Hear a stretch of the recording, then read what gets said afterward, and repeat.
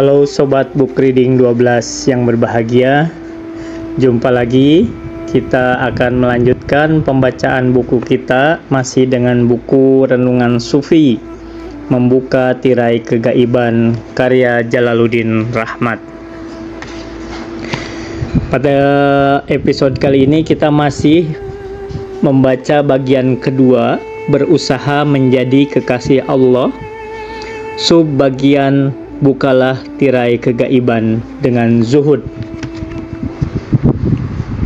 Bismillahirrahmanirrahim. Inilah cerita Hanzalah bin Al-Kalib, salah seorang penulis Nabi Muhammad sallallahu alaihi wasallam. Kami sedang berada bersama Nabi sallallahu alaihi wasallam. Beliau mengingatkan kami kepada surga dan neraka begitu jelasnya, sehingga seakan-akan aku melihatnya dengan mata kepalaku sendiri. Tetapi ketika aku kembali ke keluargaku dan anak-anakku, aku tertawa dan bergembira. Segera aku ingat apa yang terjadi tadi bersama Nabi sallallahu alaihi wasallam. Aku keluar dan berjumpa dengan Abu Bakar. Aku munafik, kataku. Abu Bakar bertanya, mengapa begitu? Aku berada bersama Nabi sallallahu alaihi wasallam. Beliau mengingatkan kami kepada surga dan neraka, seakan-akan aku melihatnya. Ketika aku meninggalkan Nabi sallallahu alaihi wasallam, bercengkrama dengan istri, anak, dan urusan dunia lainnya, lupalah aku pada apa yang disampaikan Nabi sallallahu alaihi wasallam. Abu Bakar berkata, kami pun seperti itu. Aku mendatangi Nabi sallallahu alaihi wasallam dan menyebutkan apa yang kualami kepadanya. Rasulullah sallallahu alaihi wasallam bersabda, wahai Hanzalah, seandainya kamu di tengah keluargamu sama seperti kamu berada bersamaku, malaikat akan bersalaman dengan kamu di tempat tidurmu dan di jalanan. Wahai Hanzalah, sewaktu-waktu saja, sa'atan. Kanzul Ummal, hadis nomor 1697. Riwayat ini bersama riwayat-riwayat lain yang sejenis ditulis dalam bab hasil zuhud, Samaratul Zuhud, Kitab Mizanul Hikmah, juz keempat, halaman 261. Bila kita merasakan kehidupan akhirat dan tidak terpukau dengan kehidupan dunia, seperti yang dirasakan oleh sahabat-sahabat Nabi sallallahu alaihi wasallam, di hadapannya para malaikat akan turun menyertai kita. Tirai kegaiban akan disingkapkan. Mereka akan menyelami kita seraya berkata, kami akan melindungi kalian di dunia dan akhirat. Quran surat 41 ayat 31. Alangkah indahnya pengalaman itu. Kita percaya kepada para malaikat, rukun iman kedua, tetapi tidak pernah menyaksikannya, tidak merasakan kehadirannya, apalagi memperoleh bantuannya. Malaikat itu makhluk gaib, ada tetapi tidak terasa.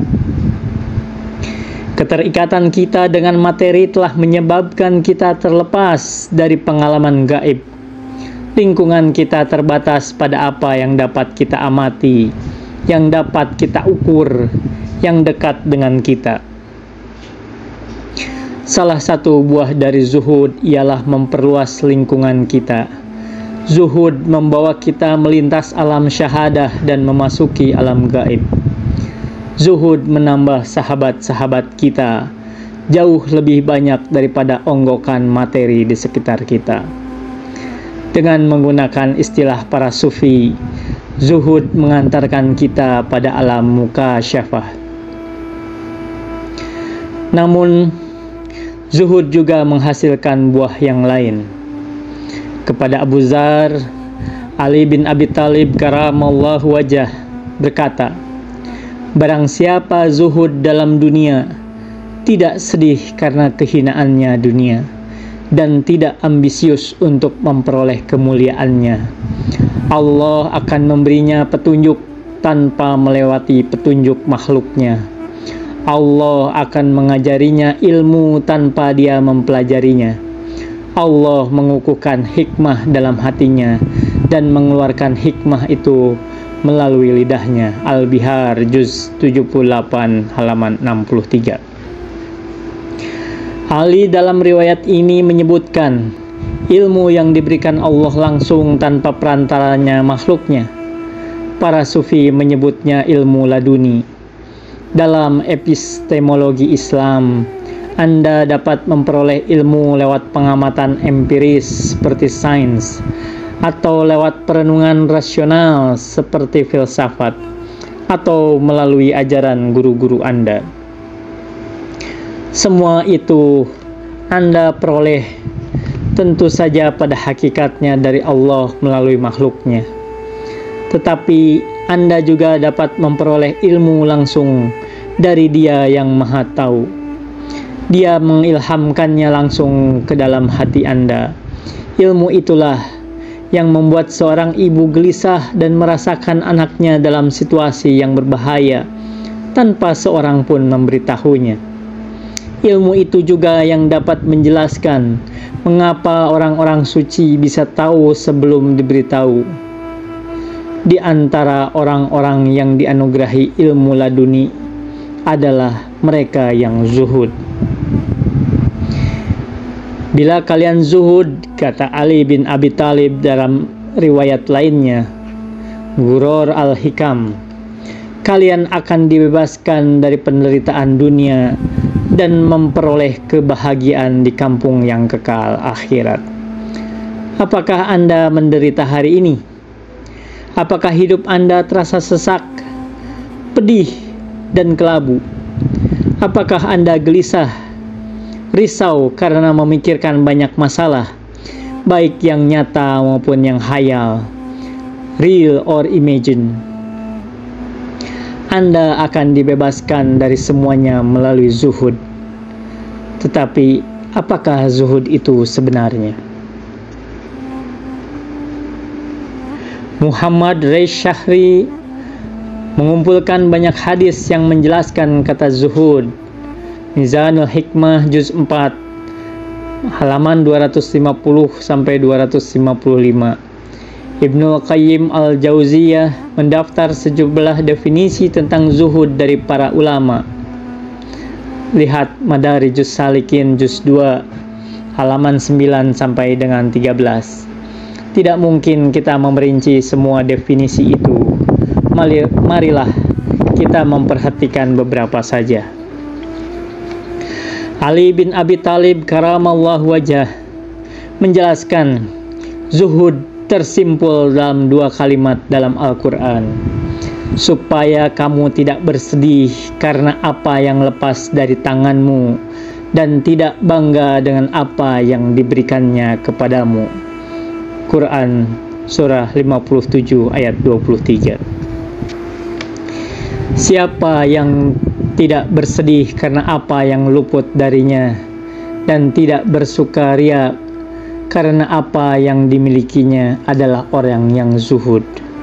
Dari tafsir ayat yang dikemukakan sahabat yang disebut Nabi Shallallahu Alaihi Wasallam sebagai pintu kota ilmu ini, kita dapat melihat dua karakteristik orang yang zuhud. Pertama, zahid tidak menggantungkan kebahagiaan hidupnya pada apa yang dimilikinya. Para psikolog eksistensial bercerita tentang dua pola hidup, pola memiliki having dan pola menjadi becoming.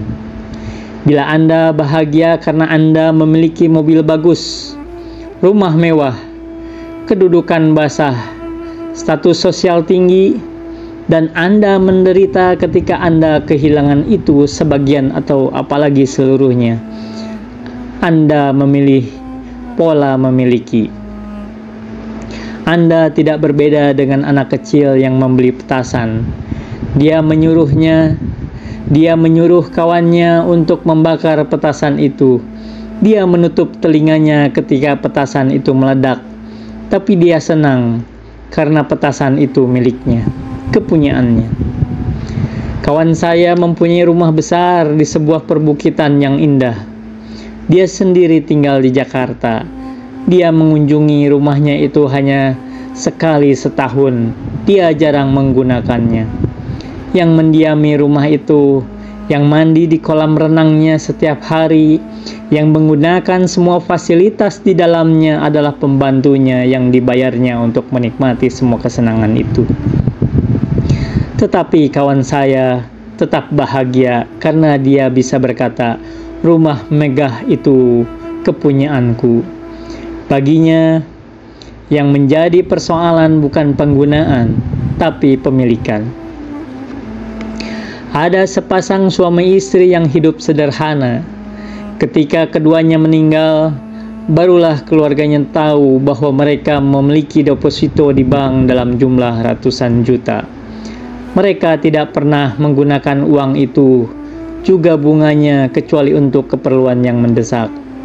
Mereka sesungguhnya dapat melancong ke luar negeri, menghabiskan masa tuanya untuk menikmati kehidupan, atau mereka dapat memberikan hartanya membantu orang-orang yang menderita, memberikan beasiswa bagi anak-anak cerdas yang tidak mampu, atau melakukan amal-amal sosial lainnya sehingga hidup mereka bermakna.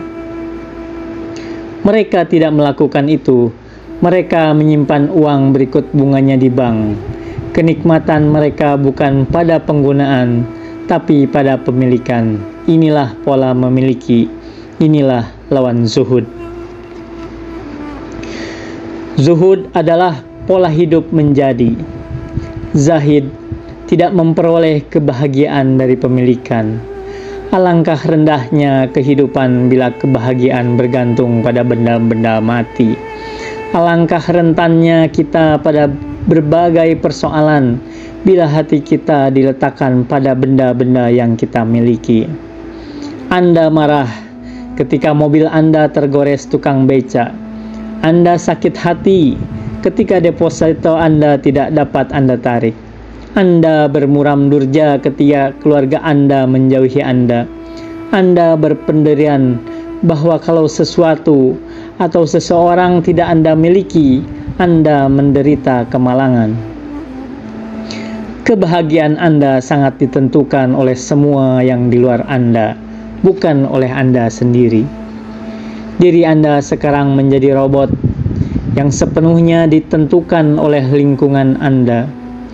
Seorang yang zuhud tidaklah membuang semua yang dimilikinya, tetapi dia menggunakan semuanya itu untuk mengembangkan dirinya. Kebahagiaannya tidak terletak pada benda-benda mati, tetapi pada peningkatan kualitas hidupnya, psikologis dan spiritual. Dia bahagia karena dia berhasil menjadi apa yang dia dapat menjadi. He is happy because he becomes what he is capable of becoming. Kedua, kebahagiaan zahid tidak terletak pada hal-hal yang material, tetapi pada urusan spiritual.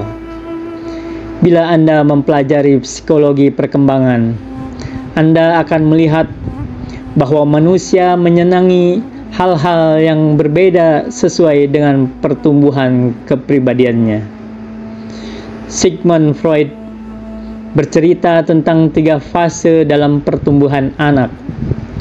Pada fase pertama, anak memperoleh kesenangan melalui mulutnya. Fase oral. Dia memperoleh kesenangan ketika mengisap susu ibunya, juga ketika memasukkan benda-benda ke dalam mulutnya. Pada fase kedua, Dia memperoleh kesenangan ketika mengeluarkan apa saja dari anusnya, fase anal. Anak dapat berlama-lama di kamar mandi, karena di situ dia memperoleh kenikmatan. Pada fase ketiga, dia memperoleh kesenangan dari permainan dengan alat kelaminnya, fase genital. Anda boleh setuju atau tidak dengan teori Freud, tapi dia menunjukkan adanya perkembangan dalam tingkat kesenangan manusia. Makin tinggi tingkat perkembangan kepribadian, makin non-fisikal sifat kesenangannya. Anda makin dewasa bila Anda memperoleh kebahagiaan dari hal-hal spiritual, seperti memperoleh ilmu, beramal untuk hari akhirat, atau mendekati Yang Maha Pengasih. Orang yang zuhud menemukan kebahagiaan pada hal-hal ruhaniah, pada tingkat kepribadian yang tinggi. Sekarang, di manakah Anda berada? Lihat saja di mana terletak kebahagiaan Anda. Wa ma taufiqi illa billah, alaihi tawakkaltu wa ilaihi unib. Wassalamualaikum warahmatullahi wabarakatuh.